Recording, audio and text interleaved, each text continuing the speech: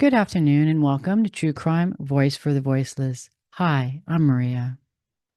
Today's case has a lot of similarities to a case that I've seen in the past, Casey Anthony. Now, once we start discussing this case, you'll see what I mean. Today, we're going to discuss the Megan Boswell missing baby case and verdict. Please let me know in the comments below if you've heard about the Casey Anthony case in the past. And if not, let me know if you'd like me to do a video on it. Now let's get to it.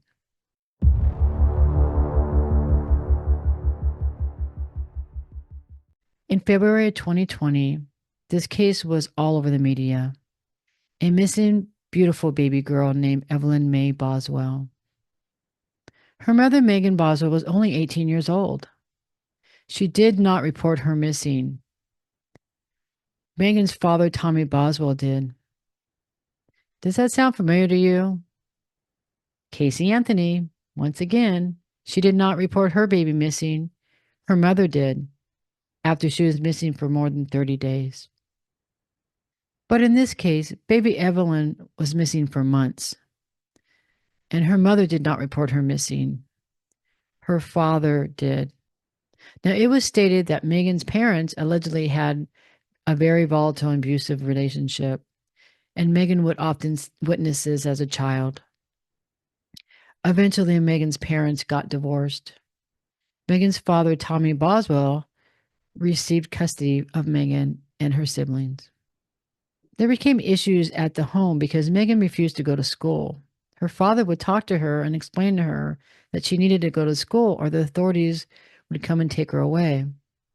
But Megan still refused to go to school. So when she was around 17 years old, she was placed into foster care. Now, while in foster care, she found out that she was pregnant. And she stated the father of her unborn child was Ethan Perry, a boy she dated in high school. It was an on and off again relationship. Now, when Ethan graduated, he went into the Army. He was not around when Megan had her baby. She had her November 21st of 2018, and she named her Evelyn Mae Boswell. Now, Megan's father, Tommy, wanted Megan and Evelyn to move back home with him. So he did everything that the foster care asked him to, so they were able to move back home.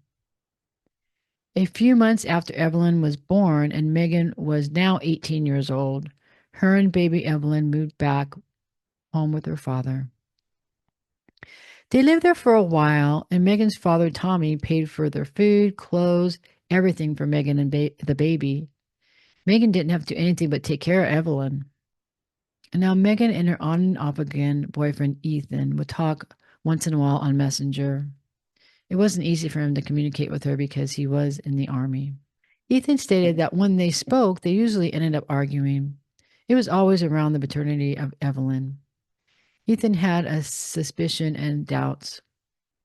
At one point, Megan contacted Ethan. She wanted him to take leave and come see her and Evelyn. Ethan told her no, that he was sent to El Paso, Texas on a mission for the Army and he couldn't just pick up and go.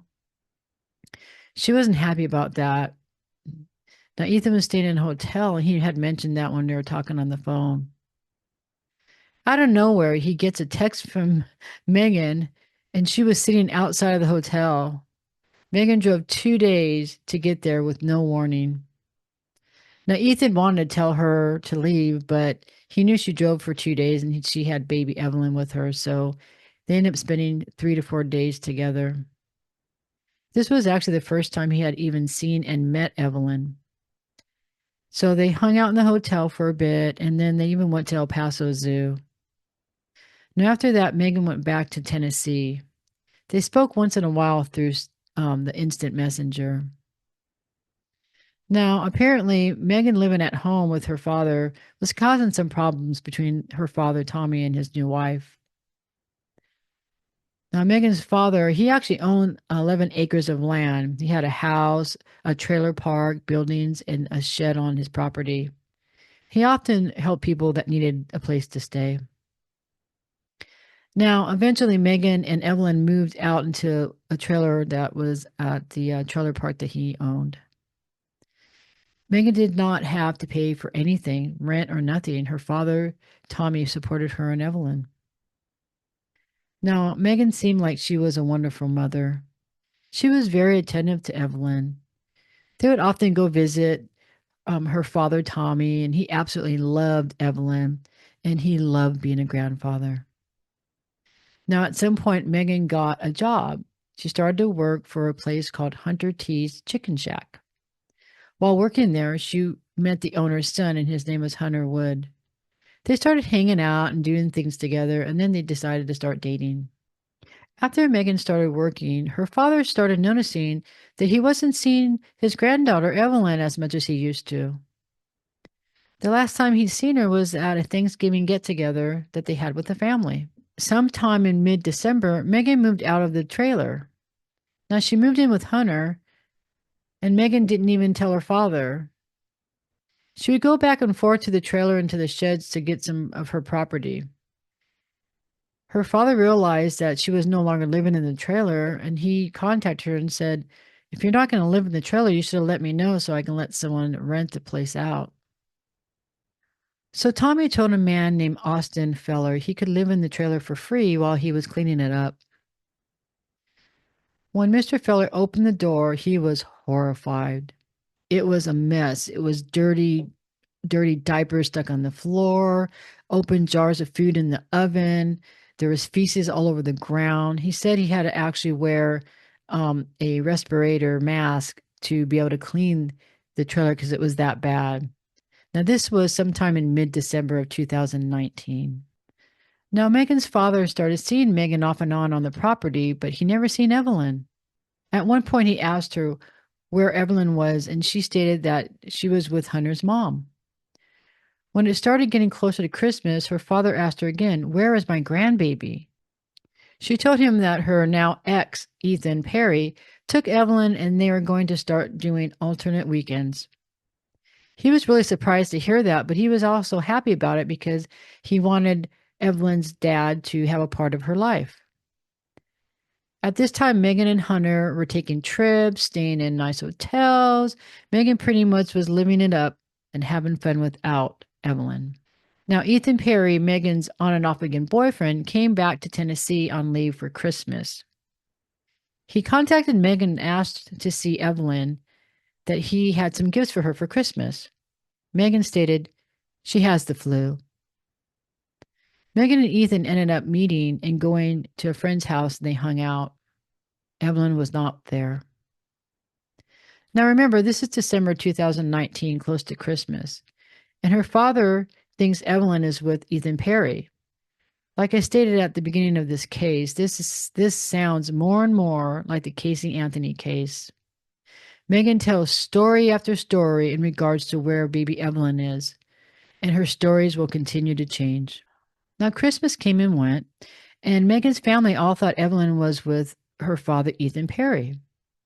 Soon, January is here, and Megan's father is getting upset that he hasn't been able to see Evelyn. He's happy that Ethan Perry is stepping up and doing the right thing, but he's worried about when he's going to see his baby granddaughter again. So he asked Megan, "Why does Ethan still have Evelyn? I want to see my grandbaby." And this time, Megan tells her father that Ethan is refusing to give Evelyn back and stated he is trying to get full custody of her. Now, Megan's father, Tommy, stated that's not going to happen. So he said he'd help her get a lawyer. Megan asked her father to give her a few days so that she could talk to Ethan and see what she could do. But days went by and turned into weeks, and she never even came back to her father and talked to him. Now, Tommy told her if she doesn't bring Evelyn to him by Monday, he's going to contact the authorities because he started realizing something was off. He was just starting to have really bad feelings, and he was starting to really worry. Of course, Megan did not bring Evelyn to her father by that Monday. So on February 18th, 2020, he contacted CPS. He informed them that he had not seen his granddaughter in months, that the last time he seen her was at a family Thanksgiving get-together. And so it begins. CPS contacted Megan at Hunter's home. She told them that Evelyn was with her father, Ethan Perry. When they started to investigate, they found out Ethan had been on active duty and living in Louisiana in the Army barracks, which everybody knows you cannot have a child, let alone a baby, living with you on the barracks. Poor Ethan, they investigated him for hours.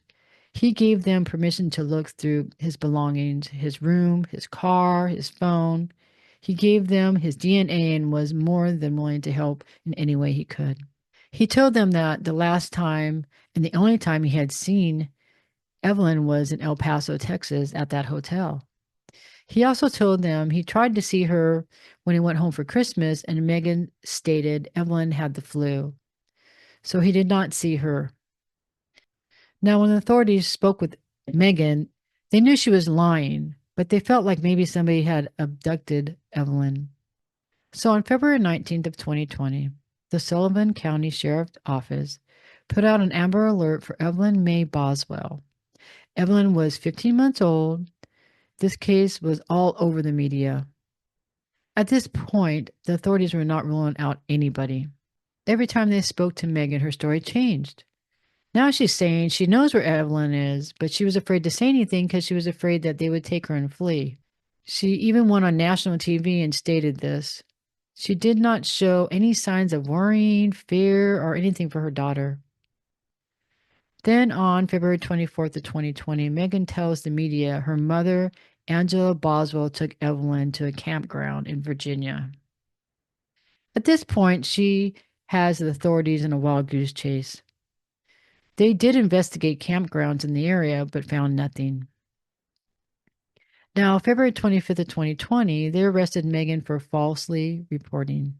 They continued to investigate and look for Evelyn in all the areas surrounding the trailer that they were living in. The investigators interviewed Megan once again, and of course, she has now told a different story. Megan now states that Evelyn is not alive, that it was an accident. She stated Evelyn went to bed with her and Hunter Wood, and she thinks one of them rolled over on her, and when she woke up, Evelyn was not alive. She stated she has never rolled over on her in the past, so she believes it was Hunter. She said she didn't know what to do, and Hunter said he would take care of it. So she wrapped Evelyn up in a blanket and gave her to Hunter. She stated that she didn't know where he took her. They continued their investigation, trying to locate Evelyn. Hunter Wood received huge backlash because of her statement. Hunter stated he does not know anything about Evelyn's whereabouts, that he never seen her in person. Now, the authorities did take cadaver dogs and searched the land near the trailer and the water nearby, but did not find anything. After receiving a call from Tommy, Megan's father, on March 6th of 2020, the investigators went back to his property to search. He told them there was a playhouse that was built for Megan when she was a child. He thought maybe there was some type of evidence in the playhouse. He remembered seeing Megan's car parked with the trunk open in front of the shed, which is really close to that playhouse. During the search, investigators opened up the door of the playhouse. When they did, they seen tons of items that looked like they've been there for a very long time because they had tons of dust and cobwebs all over them. But on the left side, they seen a white trash can. It caught their eye because it did not have any dust or cobwebs on it. The trash can had a dark bag on top and more items underneath it. So the investigator, Nathan Fairley, lifted up the dark trash bag, which had dirty diapers and kitchen scraps in it. After lifting up the black trash bag, he was absolutely horrified. He could see a tiny leg and foot. He stopped what he was doing, took a deep breath, and contacted the DA's office, his supervisor, the medical examiner's office, as well as the forensic pathology. When they started to process what was in the trash can, it was the body of a baby inside of a white trash bag. She was face down wearing a pink fleece onesie with penguins and a gray and white fleece blanket. The baby was smushed all the way down the trash can. It was wrapped tight in the fleece blanket and had foil wrapped tightly around its head. Absolutely horrific. On March 12th, 2020, the remains were officially identified as Evelyn Mae Boswell. At that time, they canceled the Amber Alert on August 19th of 2020, 9 months after Evelyn's disappearance. The grand jury indicted Megan Boswell on 19 charges, including felony M. The prosecutors were seeking life in prison without parole. Now, this all started in February of 2020, but Evelyn was actually last seen in December of 2019. It has been 5 years. Megan is now 23 years old. Her trial started on February 5th, 2025, and ended on February 13th of 2025. The jurors were sequestered. When they showed the pictures of the trash can and Evelyn, some of the jurors started to cry. I totally understand that because it's so hard for me to even talk about this. After seeing the pictures, it was horrific. Now they held up the foil and the fleece blanket. Megan's father was on the stand and got extremely emotional when speaking of Evelyn. He truly adored that beautiful baby. Ethan Perry also took the stand. It came out that when they did the DNA, it revealed he was not Evelyn's biological father. You could see it on his face that it really was a sad moment. One of her friends, Caitlin Carter, took the stand and stated the last time she's seen Megan and Evelyn was at the beginning of December. They met at a Chili's. She said they sat at a booth, that Megan and Evelyn sat across from her. She stated Evelyn was dirty and she could smell her. She also mentioned after Megan started working at Hunter T's Chicken Shack and dating Hunter Wood, which was about a week or two after she started, she never seen Evelyn with Megan again. She also stated she never seen Hunter with Evelyn. Numerous people took the stand. All of her different stories came out. She lied so many times it was almost hard to keep track. One of the saddest testimonies for me was Hunter Wood's father. He stated Hunter was in the hospital, a mental hospital. He has been there for about 2 months. His father stated some days that Hunter doesn't even know who he is, and some days he does. The prosecutor asked if he has had mental issues in the past. His father stated yes. He was asked then, when did it start? His father stated after he was accused of being a baby carrier. And that really broke my heart. I mean, first it's Evelyn losing her life, and then this young man, because he was accused of something that he didn't do, he allegedly lost his mind. Now, in the closing arguments, her defense attorney tried to make it seem like someone else did this crime. I personally feel like he was grasping at straws. The prosecutor stated, "Today, almost 5 years later, we ask you to hold Megan Boswell accountable for what she did to her child and return a verdict of guilty." It was stated Megan did cry at times during the trial, but quite frankly, her tears mean nothing to me. Megan faces life with parole or life without parole.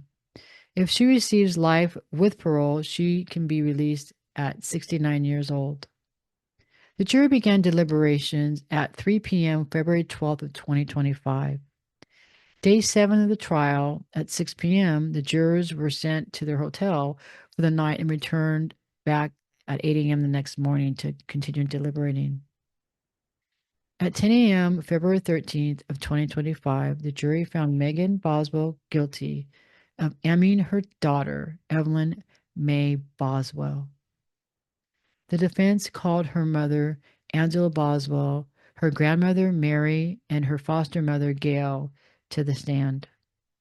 They all asked the jury to sentence Megan to life with the possibility of parole, stating that her life was dysfunctional and she was raised in a home life that included domestic violence, drug abuse, family arguing.